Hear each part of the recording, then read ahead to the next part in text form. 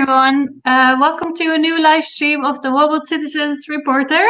My name is Alice. I'm a social entrepreneur of my social enterprise Able to Sustain. And I am also active member of OWC Citizens in the Netherlands. So very happy we start a new episode today. Please join us all and please comment, give your comments to let us know if you're watching. Today with us in the studio is also again Monique van Dam. Welcome, Monique. Hello, everyone. Of course, founder, for the ones who don't know her yet, founder and director of One World Citizens. And together we bring you a new episode of the One World Citizens Reporter. We do this to bring the One World Citizens family or the community online together and to inspire and to motivate each other, to let you know what is happening in our beautiful network, to share news and our One World Citizens mindset with all the people in the world, to update you about what is going on in the projects and also about events that are coming up. And of course, also to let you and show you a little bit more about the faces behind One World Citizens. Who are we? And that is why we interview every week or every other week. We invite people from the One World Citizen Network to tell their story. So we invite living legends or other people, youth, working together on projects on sustainable development. And the nice thing is that the One World Citizens Reporter is there for you, for the network, so you can let us know what you want to see and hear. So please do so. If you have any ideas or you want to be part or you want to be even to present one of the episodes, feel free to let us know what you want to see or hear. And we try to return every week on Wednesday. It's not always possible, but usually we are here around the same time as today, 6 o'clock on Wednesday. And yeah, don't forget to let us know if you're watching today. Yes, and today's episode is about Dieudonné Gakire from Rwanda. He's our special guest, but he's also an author and writer of the book A Dreaming Child, and a founder of the NGO Global Radiant Youth. Right now, he is studying in Amsterdam. He's studying international relations, and he's working together with some student teams from Eindhoven on projects to bring education in his home village. So there's a lot to discuss with him today, and therefore, let's invite him to our studio. Yeah, I will. Hey, welcome, Dieudonné. Happy you're here. Yeah, hello. Welcome. Thank you much for having me. Good to see you again. Absolutely. Yeah, Dieudonné, could you please introduce yourself? Yeah, I think you have done a lot about my introduction. I'm sorry if I repeat some things you have mentioned already. My name is Dieudonné Gakire, born and raised in Rwanda. Currently studying at Amsterdam University College in social science, and I'm focusing on international relations. An author of A Dreaming Child, and also a founder of an NGO, Global Radiant Youth. Yeah, that's all. Okay, that's all. That's a lot. Yeah, you do a lot. So we have a lot to talk about. So we'll get to that with this interview. Hopefully, we'll get to know you a little bit more. Yeah, and that's not all. That's only the beginning. Yes, we know you longer. So you were born in the southern province of Rwanda. Can you tell us a bit how it was to grow up there? Yes, I was born in a village. House being born in that village. For me, it means a lot. And now I see it special since I have experienced living in other places, like in the Netherlands and the Kigali, the capital city of Rwanda. But back in my home village, it was just a village, for for farmers with no electricity, with no ICT facilities or any technology, with no inspiration for dreaming to become someone important in a society on this world. And yeah, uh, for many areas or career. For instance, the own thing as a child from that village, I could dream to become. Towards the dream to become a primary teacher or a nurse or Catholic priest. Like all these three were the only inspiring people I could see around me. So the way of thinking of my future um, or something I can contribute to the society or something which can contribute to my personal development was very limited. So that I think that's how I can answer your question. Yeah, this makes you so special because it's not that long ago. Yeah, And and maybe yeah, something good. I mentioned uh, the lack of electricity. Also, for water, I had to walk kilometers and kilometers to find water. Also, to go to school, it was not close by. I had also, even as a child, I had to do many kilometers to go to school. Yeah, that was the yeah, characteristic of my childhood and my home village. You yeah. And are from born in 1991, right? The same Yes. year as I, so we're year mates. but not the But same so situation, this. no, absolutely not. So that's like the complete opposite of how I grew up. But that means you're also 29 years old, right? Yes, Then, you're right. yeah, Yeah. yeah. Yeah. And as a teenager, you moved to Kigali. What did this bring to your life?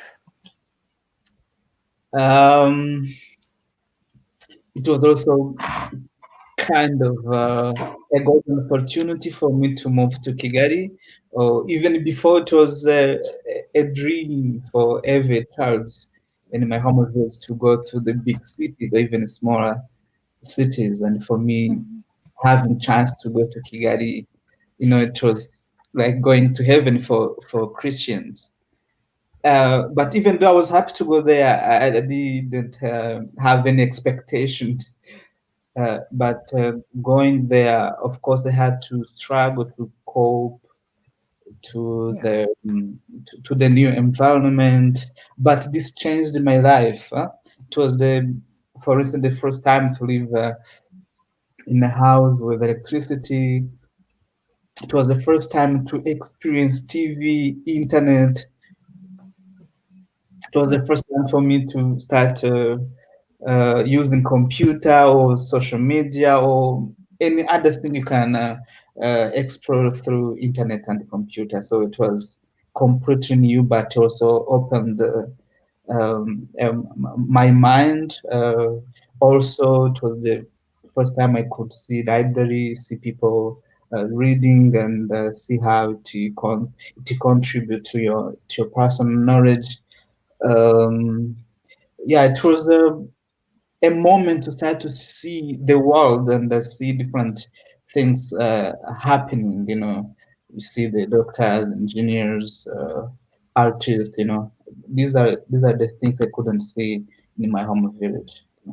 And it made me start to dream big. yeah. Yeah. And did you have the chance, Dieudonné, to study in Kigali at the university, or? Yeah, I moved from my home village to Kigali for education purpose. So I was going there to do advanced level. That's how we call it. In our high school in Rwanda, there is a general, we call it tronc in French. So for 3 years, and then for other 3 years, do specialization. Okay. Yeah. And in a little bit later in in over time as you grew up and you studied there. After you studied, what did you do then? Because I know that we presented you that you also have written a book, but what happened in between? So did you you wrote the book, or the book was published, A Dreaming Child, in 2016? But what happened in between? So yeah, I started writing my book in S6 when I was in high school, and Right. it was published in 2014, not 2016.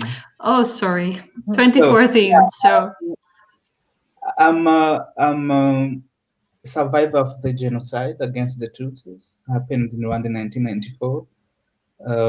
I survived at the age of 2. And before moving to Kigali, I had trauma as any survivor in Rwanda. And then thinking what I can do to offer to my generation, to my country. I was seeing my country, other people working hard to recover the country and make progress. And I asked myself, what shall I do to this country, to these people? And what came in my mind first was to contribute to the process of healing for survivors and for children in general, for the new generation. So, and in order to do that, I said maybe I can write a book. So that's what I did after my high school. Meeting different survivors and the perpetrators and the children of perpetrators to to document their stories and show how the genocide affected the children during and after the genocide. and And what why I was and also at a project to to make people learn about their country, to inspire them, also for them to find their own way to contribute to the nation building. and why was it for you so important to give a platform to the stories of youth by this book? Why it was important for you to bring these stories into the world? There are many things. One thing, during the genocide, I had a brother who died during the genocide, and after my mom told me it was you or him to die, not both of you. So, Wow. and it was me who survived. And I found it important to keep this legacy. And the other thing, when I visited the Kigali Genocide Memorial, I visited the particular section showing how the children were killed during the genocide. And this made me reflect on my personal story. And I also started to look around and see how the children are not having the platform to express themselves. And then I was, always sharing stories is part of the healing. And the other thing for the genocide, of course, there is always the conspiracy, to motivate the one group to kill another group. But what about the children who are innocent? And I wanted to make sure no other children in this world could experience what the Rwandan children experienced during the genocide. Wow. That's what I wanted to achieve, and I wanted to also their stories for those who died or the struggle of those who survived to educate the new generation the danger of hate, the danger of bad leadership. How the genocide hurts. How its consequences last long time. For the people to be aware and try to prevent it. Wow, such an impressive story. Thank you for sharing so much about it, Dieudonné. What happened to you or in Rwanda when you published your book? It was a physical book, right? So in 2014, it was published in a paperback version. Let's say in Rwanda. But what happened next? So what did people think about it, and what happened to you? In the beginning, people were seeing me as crazy. When I started, I was 19 years old, 20. It was unusual to see a young person writing a book, and also this very sensitive book about the genocide. So people couldn't believe in me that I'll make it, or think me like crazy. Maybe it's a trauma. And that time I had decided to not join university after my high school. I wanted to work on this project. But when I published my book, it was also a struggle. I couldn't find any publishing house in Rwanda to work with, so I did self-publishing. Also with a lot of struggles for printing with the budget. Back the way I printed my book was printing a cover in one neighborhood and papers in another neighborhood and binding in another neighborhood in Kigali, and then the cutting. It was a lot of process. But the official launch, it was very successful.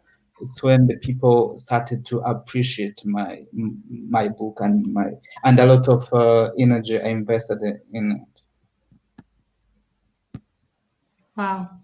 Yeah, so super impressive that you've written at such a young age already, like a full book about it. Yeah, and then you shared your book also on Facebook. You told me before. What happened? As I have mentioned, the official launch was successful, and I was also trying to make people know about my book through my social media accounts. I don't think that time the Instagram was there yet. I was more active on Facebook, and also people started to, from different presses in the world, asking how can we access on your book, but I had no answer for them. But for me, it was at least important that they know, there is a book written by Dieudonné exists, and maybe the access will come later. And also that's what happened, because after 2 years, I managed to contact a publishing company in the US through online. I never met them physically. Also through online, I also managed to be invited by many organizations. First, I was invited to speak about my book in Russia, in St. Petersburg, but I couldn't make it because of the visa in 2015. But in 2016, I was invited to speak in Bogota, in Colombia, and I went there. And it was because of the first book, because of the someone who read my book and wrote about it, just a small post on Facebook, and then the people in Colombia said, I want this person to come and speak to our young people. That's how it went. Yeah, wow. it must also have been a big experience for you to go there. Yeah, of course. Was it the first time that you went out of Rwanda? No, it was not my first time, but it was my first flight. Wow. I see a response of sorry? I have traveled to neighboring countries, Uganda and Kenya, but by bus. I see some support from Aldo from Albania. It's impressive to hear, even though it was hard to publish the book, you still fought and didn't give up. Amazing. And he also asked us a question before, which I didn't see. Some of us can't imagine your childhood as you had your childhood nowadays. Is the situation in the place where you grow up still the same, or is it evolved? I can't say like it is still the same 100%, but some, yeah. When always I go back to my home village and I see the children, I also see myself in the situation they are experiencing now. It always remind me also my background. So not 100%, but some still the same. Yeah. About renewable or electricity and water, the situation might be the same, or Electricity, the water situation, many things. Maybe now with the technology, with the many people moving to the big city, or like in my childhood, to see a car in my neighborhood, it was a miracle. It was running to see a car. Maybe now it is not anymore the same, but they're also still struggling with to access on basic things Basic needs. Yeah, that brings us to the other question. You also you founded your NGO, Global Radiant Youth. When did you decide to start that NGO, and why? When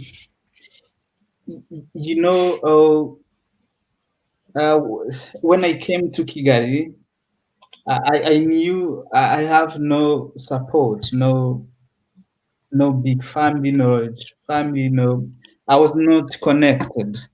But my motivation was to keep pushing for the other young people like me to at least to know it's possible.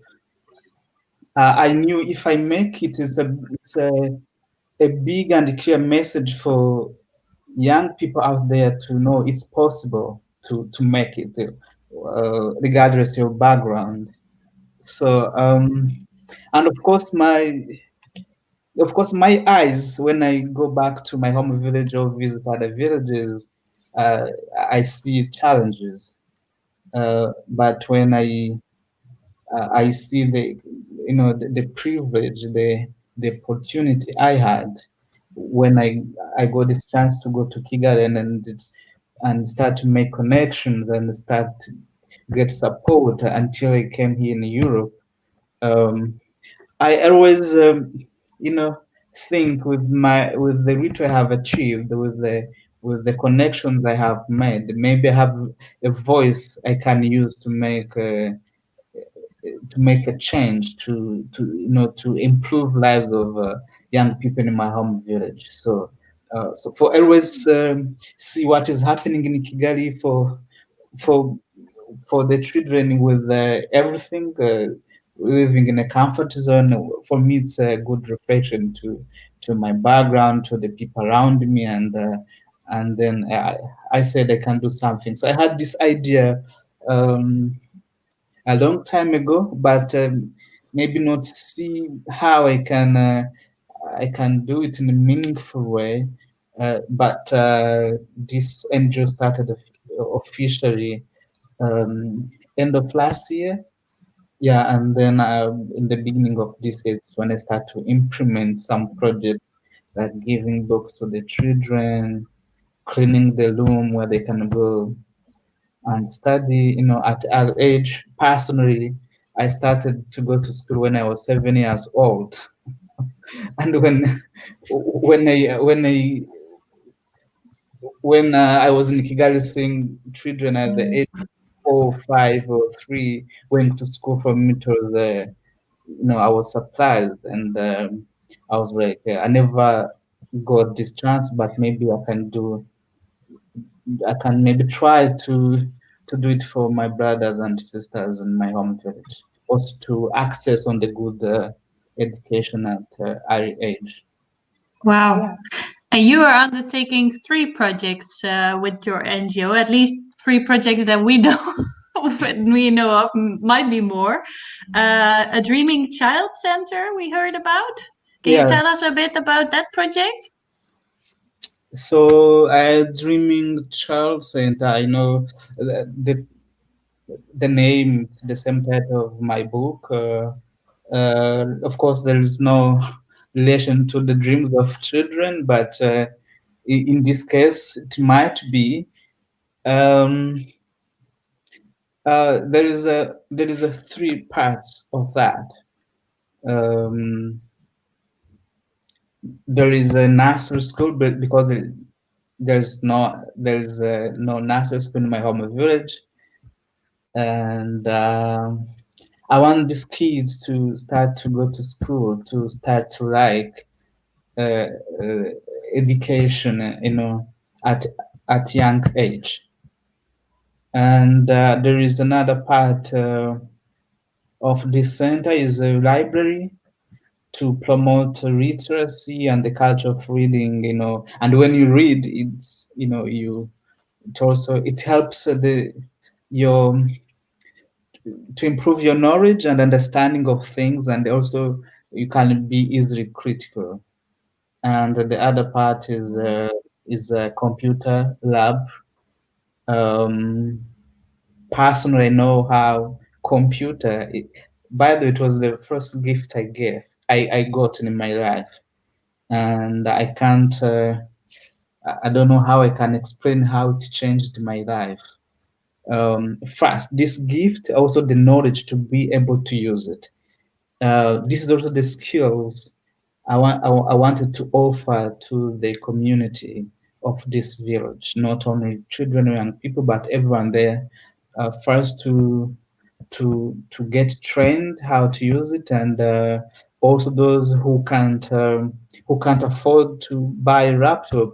There is a laptop they can use to explore the world around and beyond them. Yeah, and the connections, to make the connection that were also so important for you that you said before. Of course, yeah. How I contacted my publishing company was just going to Google and see, okay, publishing company, start to contact them. Maybe we come to agree to work together or not, but at least I could do it from my room. Yeah, wonderful. And you also, can you tell us a bit about the Youth Social Exchange and the Youth Voice Festival? That are other projects that you undertake with your NGO, right? Yeah, for the youth social exchange, I believe we are all gifted with different things. And for this, I wanted to connect young people, um, to for them to learn from one another. Like young people from one school to another, they can meet and uh, talk about the challenges they are facing and try to come up with the solutions. Um, Young people from one district to another, they can meet and see maybe the challenges one district is facing, maybe the other one has a solution, and vice versa. So this is what I was trying to do with from one church to another, from one district to another, until from one country to another. For instance, there are stereotypes, there are things young people in Europe think about Africa the same as young people there think about Europe. But when they get together and sit and discuss things, the reality of things, they open mind one another, and and together you can achieve a lot, without even investing a lot of money, but just through dialogue. This is Yeah. the project is for that. And for the Youth Voice Festival, um, there's also many things in that. There is There is promoting the talents from rural areas. Um, of course, in the big cities, when you are a singer, when you are a painter, when you do any kind of art, it's easy to be visible and to get known. But these people in rural areas, even when they are very gifted, but it's hard to get platform. So this festival is to give them the platform, is to promote their critical thinking through debate. Is also help them to to develop the confidence, and it's also a way through the talents to empower young people, also to make their voices heard, also to remind the decision makers, government, NGOs, or other stakeholders to always also put young people at front, to make young people be part of the policies being made for society. Yeah, and this is so important. What we see also from the other countries, that no matter where you come from, you have a contribution, you have an idea for change. And even, especially when you have a smartphone, you have seen the world. Yeah, So it's so interesting to connect with youngsters from rural areas and to listen to their ideas. It's much more easy to make steps from that ideas towards improvement than that we come with our ideas, for example. It's so important to listen and then move from their power, also to give them the recognition, of course. But it works so much better towards a better world in this way. yeah. Yeah. And Yeah. so I try to invite people with success stories to share with the students, with the young people in the rural areas, to get inspired, to open them, Yeah. to also to bring this message to them. It's possible. You can make it. You can also make change. Yeah. Yeah, Wow. you know by experience. Yeah. We Yeah. have a Yeah. we have a question of Khalid. He's actually also started his NGO in Sudan. So I can understand why he's asking you this question. What are the challenges you faced when you started your NGO, JDD? Yeah. Of course, there is this image of NGO. We have money to to offer, like Gakire Dieudonné being a rich person, and I have, I'm successful, and I have money from my saving account, and I want to use it for my NGO. So it was not easy to find like a team for this all this project. I'm telling you, I can't manage by myself. I need people with the same mindset to work with. So it's always not easy to find a team with the same vision. And the other thing, of course, it's struggling with the funding, also with the registration. To register an NGO in the government, it's also out of paper. But And for me, how do you deal with those kind of challenges? So how did you find the people with the same sort of mindset, or how did you get your NGO registered? yeah, for now it is not yet registered. But what I focus on most is not like to come and tell you hi, my NGO is registered with this number in the government. No, the most important for me is the impact I plan to make, is the change my NGO is making, is how NGO is going to improve the lives of men, is how my NGO is going to be part of the country progress. So that's where I put a lot of efforts, and then like the challenges soon will not be there anymore. So like now it's the quality of the of the things you offer to the society, and they get to know your vision and your mission. And when they see as important, as relevant, then I think this registration of the people to come and work with you there, I think it will be easy. Of course, you have to wait. It's not something you can achieve within 1 year or 2 years, but with the patient, with focusing more on what to offer, you go through that. Yeah, you're really building with the hands-on and together with your community. Yeah, of course. Yeah. Instead of spending a lot of time going to district, to government, to just I just go and try to understand the problems and the challenges the community is facing. I forget the challenges I'm going through as a founder of my NGO, but I see what the challenges of the communities, and I try to come with the solutions for that. And then the solution of of those challenges the community is facing are the ones to help me go through my own challenges. Yeah. Although, so he's responding, if you will help people as you're doing, I guarantee that someone will notice your work and will help you register it. So, yeah. Thanks, Aldo. Thank you very much. Yeah. Yeah, this is also how you start working out your dream. Just start with the story and with the story about your NGO. And it will.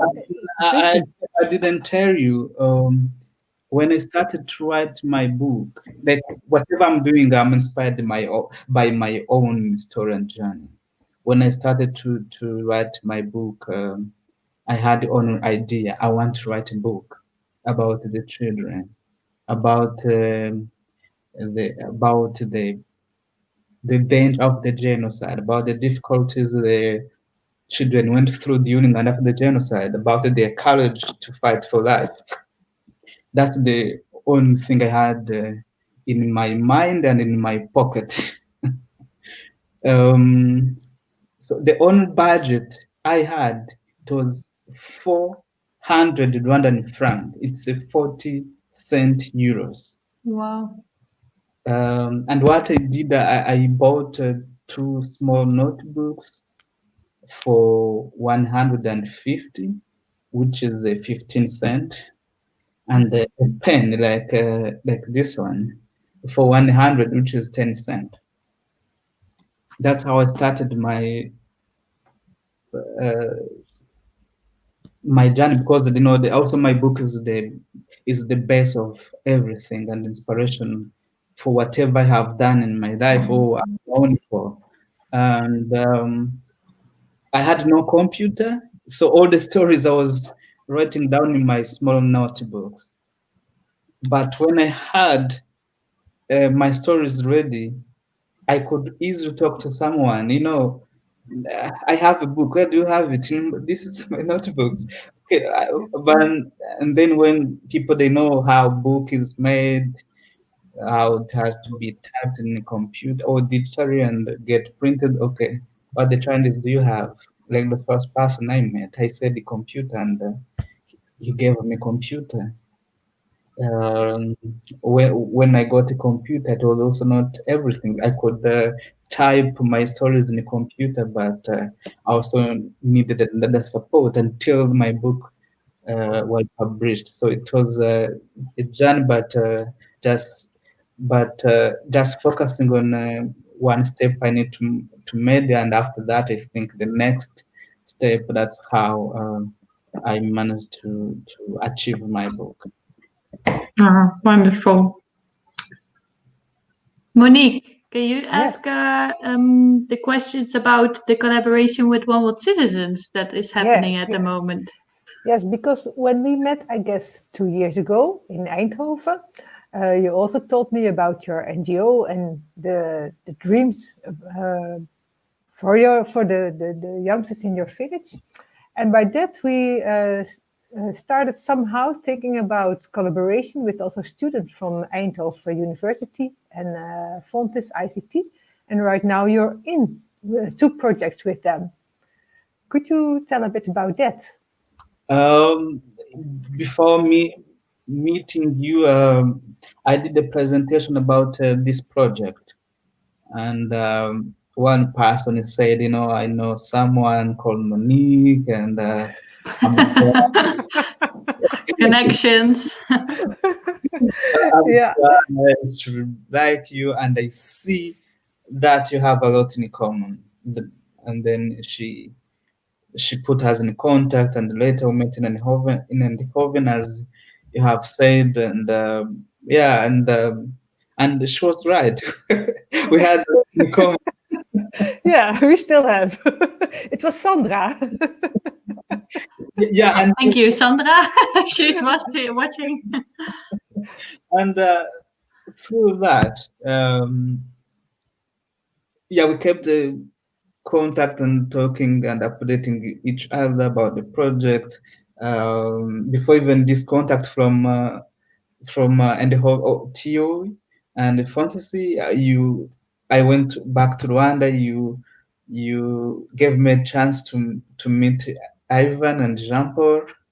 Yes, indeed. Yeah. They're already part of the One World Citizen, and I had nice conversation with them. And when I back, I also, I have vision and mission and dreams, but when you have this, it goes in parallel with the challenges. One of the challenge I had, of course, there is this electrifying my center and the people around the center. There is a budget to build the center, to buy books, computers, a lot of things, and I don't have money for that. But I think the most important is the idea. So, and then by sharing these challenges and the vision and dream with the Manik or One World Citizen, he connected me with the students from Eindhoven University of Technology. There they To work are. with the with the renewable energy project, and the other group also to work on the donation application. Because I wanted to mobilize my friends and the other people who like to be part of this vision or mission, to to give them the platform and make it easy for them to donate to this idea. So this is a big role the world One World Citizen is praying to in the process of my NGO and achieving my dreams. So that's it, I Yeah. think. And also the collaboration with the students from Eindhoven, which also are from different countries, actually, Yeah. From India and Bulgaria and Germany, among others. So also you of course you have your influence on them. You also open their eyes for what's happening in the world and how can we work together, but also how can they contribute to improvement of lives of youngsters, for example, in your village. Also Yeah. very important. For me, it makes me happy. For this world we live in is very complicated, and when you see the violence, the wars, the genocide happening in the world, you we also always see the collaboration with the people, even it is a very bad thing, but I always see the collaboration of the people, local people and foreigners. And if there is a way to also to use young people to create a change, to work together on a positive project, on a positive change. It is very interesting, and it is a good reply to those who are also investing in the danger in creating the challenges, the hardship to the other people. Yeah. Yeah. Yeah. And when you look at yourself now, what are the next steps from now? What can you see? Or maybe what is your dream for the next 2 to 3 years? Also a good question. Yeah, of course there is always me as a person, and I always ask myself, when I set my dreams, is it a good way to just look at myself and forget my family and my country, or is it good to forget myself and my country, or just do it together? So for my dream, there's personal dreams and personal plans. Through my academic career, I'm now finishing soon my bachelor and after master. For this project, this the groups you have mentioned, they are working very hard, and they are investing their knowledge and passion, to this project. Like for instance, for the donation app is going to be ready very soon, and hopefully people will start to donate. And through that, I will not wait to start build or buy computers for Somebody for is already building here. so Yeah. I will add other buildings, and buy computers. I will not wait, Yeah. for my community, and they will start to learn and benefit from that, and this will create a change. So this is what I'm hoping to achieve with this, to see the implementation of this project. I'm also excited, and I also don't know what to expect, but I see like something happen, maybe step by step. I don't know to what extent or the speed of that, but my dream is to see that this idea being something real, to see that. For the next step is to create a team to work with, is to start the registration process, but the big dream is to see this NGO working, and this project being implemented. Yeah, and that's where we really will be your partner, because in 2021, Wondersit is really focusing on implementation, because we want to see the small steps happening, step by step.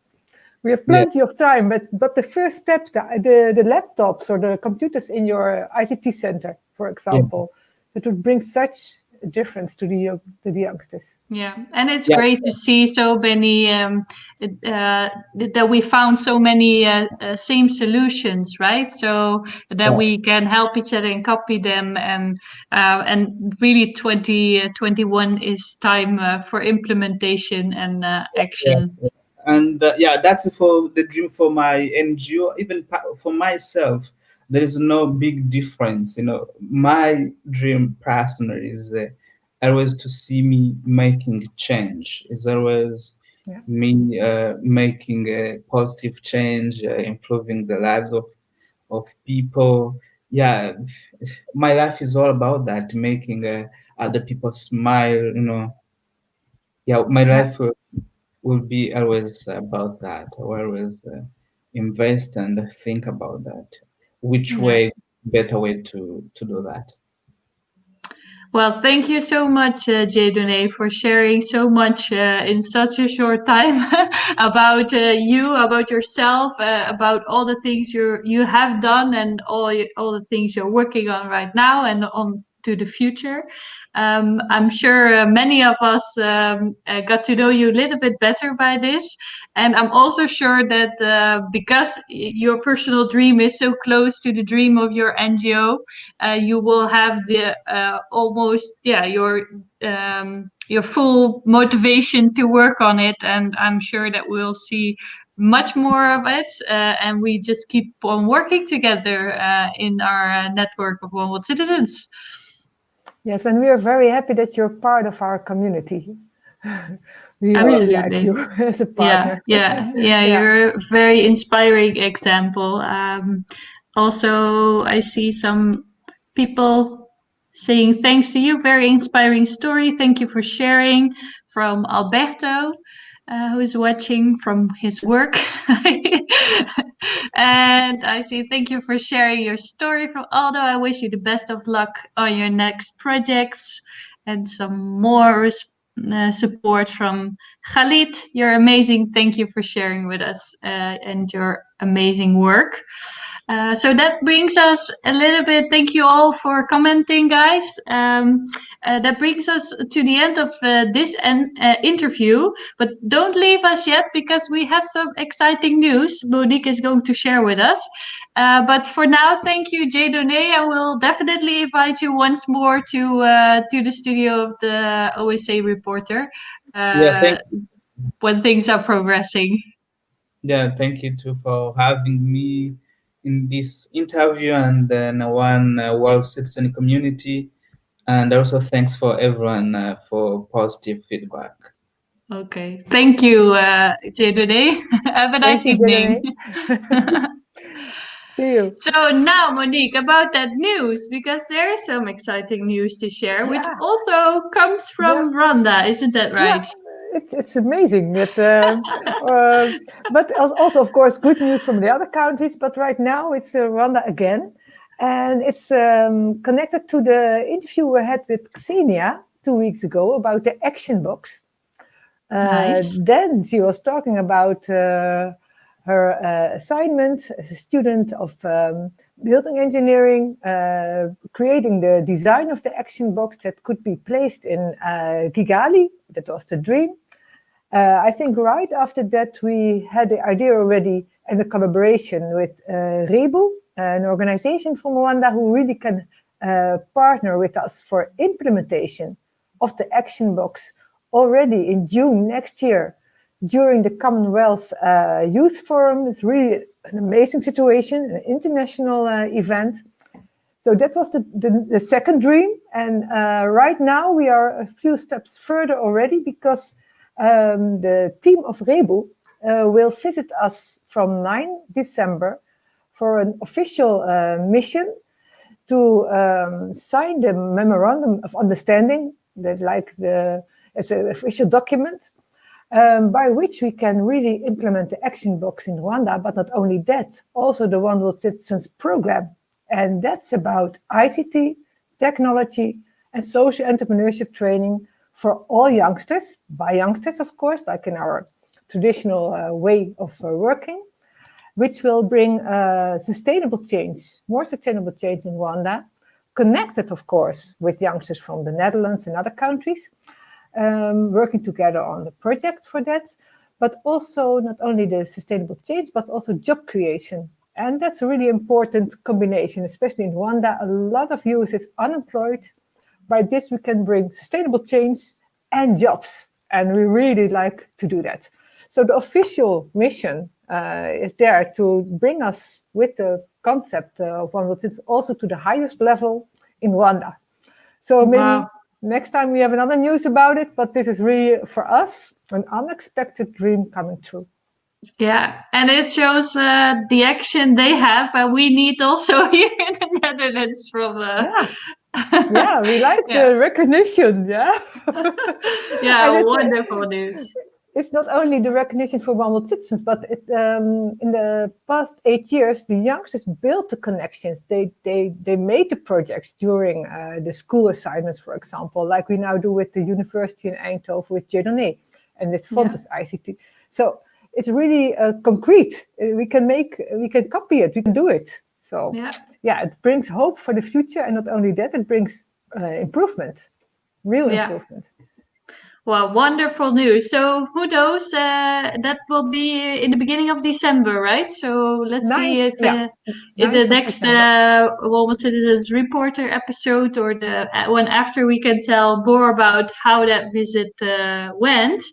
But the very great, and that's obviously thanks to all the great work the team in Rwanda is doing, and of course also Xenia, who built the action box or the design for the action box. So it's really from the power of youth together.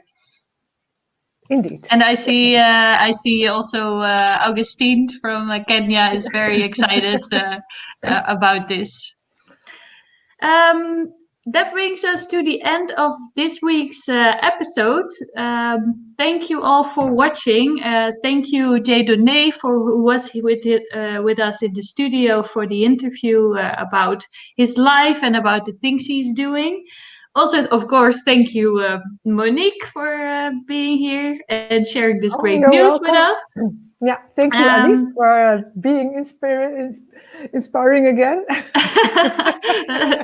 We'll try. We try together.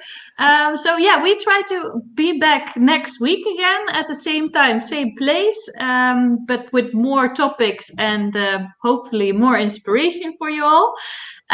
See you next time, and please let us know if you want to be part of one of the episodes in the comments. And thank you all again for watching tonight. Yeah, have a nice evening, everyone. And yeah, exactly. Have a good evening and have a nice week. Bye. Bye-bye.